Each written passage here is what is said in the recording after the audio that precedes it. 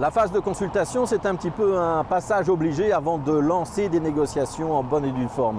C'est une phase où on n'entre pas réellement dans le vif du sujet, mais on écoute les exigences des uns et on écoute les impossibilités, les lignes rouges à ne pas franchir.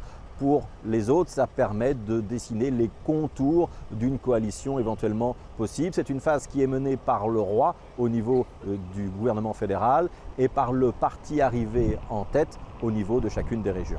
Théoriquement, dans cette phase de consultation, on reçoit tous les partis politiques et l'ordre dans lequel on les reçoit est déjà l'indication. À Bruxelles, par exemple, Laurette Onkelings et Rudy Verwoerd mènent la consultation au nom du Parti socialiste. Ce sera dans l'ordre décroissant. Premier parti entendu, donc écolo, et ça tombe bien puisque les socialistes ont fait part de leur intention d'avoir une majorité la plus progressiste possible.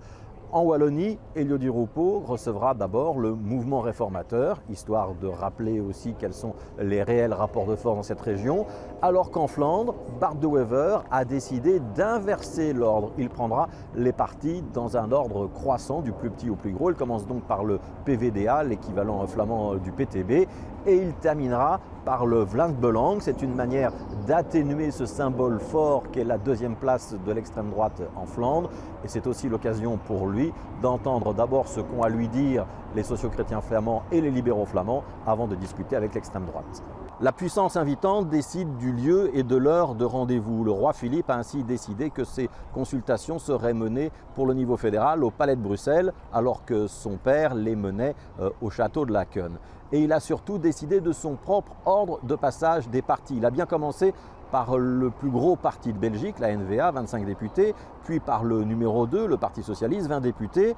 Et il est ensuite passé ce matin à la famille écologiste. Il n'a pas reçu Charles Michel, ça on peut le comprendre parce que Charles Michel avait été reçu hier en tant que Premier ministre, mais il n'a surtout pas entendu le Vlaams Belang.